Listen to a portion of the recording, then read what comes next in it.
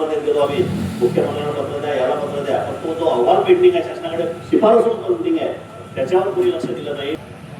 दुसरी गोष्ट अतुल भाऊ, आंदोलन आम्ही आता तुम्ही यायचे होते बहुतेक आम्ही तेव्हा जाहीर केलं की पुढचं आंदोलन शासनाकडे पैसेच नाही म्हणते, कोणतेही काम लागायला गेलो नाही म्हटलं की अधिसूचित झालं मी बिग आंदोलन करणार आहोत टाके कपडे घालून, कारण की शासनाकडे पैसे नाही तर आम्हीच पैसे जमा करून देतो, आमच्याच रक्तानं पत्र लिहितो, आम्हीच पैसे जमा करून देतो. आपण कार्यक्रमामध्ये मोठा बदल करून आपल्यासाठी पथनाट्य आपण सुरू करू. तर या ठिकाणी नगर विद्यालयाचे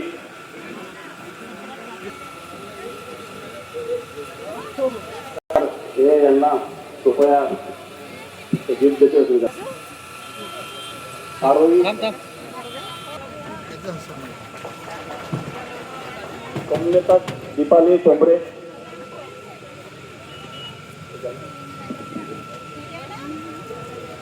पथनाट्य यांनी फार सुंदर असं पथनाट्य बसवलं. आणि म्हणजे या आज जे सिंधी रेल्वे या शहरामध्ये जे आंदोलन झालेलं आहे, मला तरी वाटते की हा महाराष्ट्रातलं अनोखं आंदोलन आहे. या भागातल्या जनतेनं ग्रामीण रुग्णालयाचा दर्जा मिळावा यासाठी 1400 लोकांना स्वरक्तानं पत्र लिहिलेलं आहे मुख्यमंत्री साहेबांना. आणि मुख्यमंत्री साहेब आमच्या महाराष्ट्राचे मुख्यमंत्री आहे आणि अवघ्या इथून 70 किलोमीटरवर मुख्यमंत्री साहेब राहत आहे. आणि सातत्यानं सिंधी रेल्वेच्या जनतेला या विषयासाठी लढा द्यावा लागत आहे, आंदोलनं करावं लागत आहे, पण प्रशासन आणि शासन हे दुर्लक्ष करत आहे.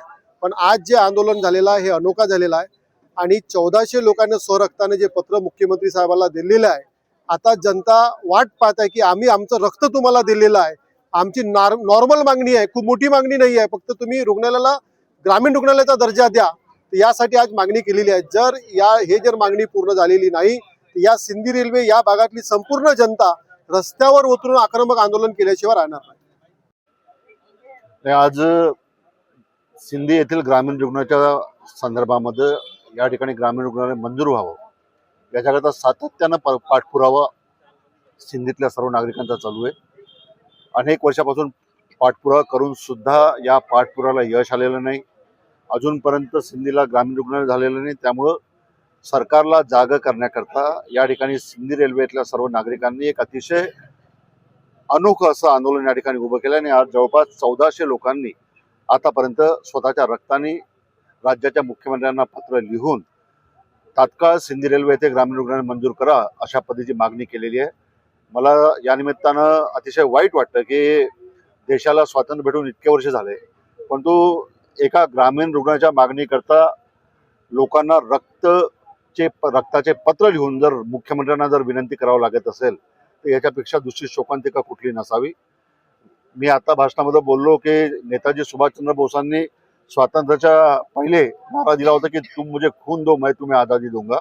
परंतु आज एका ग्रामीण रुग्णाच्या मागणी करता देशाला स्वातंत्र्य मिळाल्यानंतर सुद्धा लोकांना रक्ताचे पत्र लिहून मागणी करावं लागते. याच्यापेक्षा दुसरी शोकांतिका कुठली नसावी. आणि वाईट पुन्हा या गोष्टीचं वाटतं की जिथं हे आंदोलन चालू आहे या सिंधीपासून आमच्या राज्याचे मुख्यमंत्री फक्त 50 किलोमीटरवर राहतात.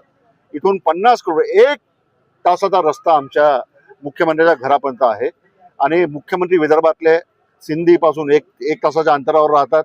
तरी सुद्धा सिंधी सारख्या महत्वाच्या गावाच्या प्रश्नावर अजूनपर्यंत मुख्यमंत्र्यांचं लक्ष जात नाही, पालकमंत्र्यांचं लक्ष जात नाही. मी या सर्व गोष्टीचा निषेध करतो आणि पुढचं आंदोलन याहीपेक्षा तीव्र होईल. त्यामुळं सरकारने या आंदोलनातून बोध घ्यावा आणि तात्काळ सिंधी रेल्वेला या ठिकाणी ग्रामीण रुग्णालय मंजूर करावं ही मागणी मी आपल्या माध्यमातून त्यांना करतो.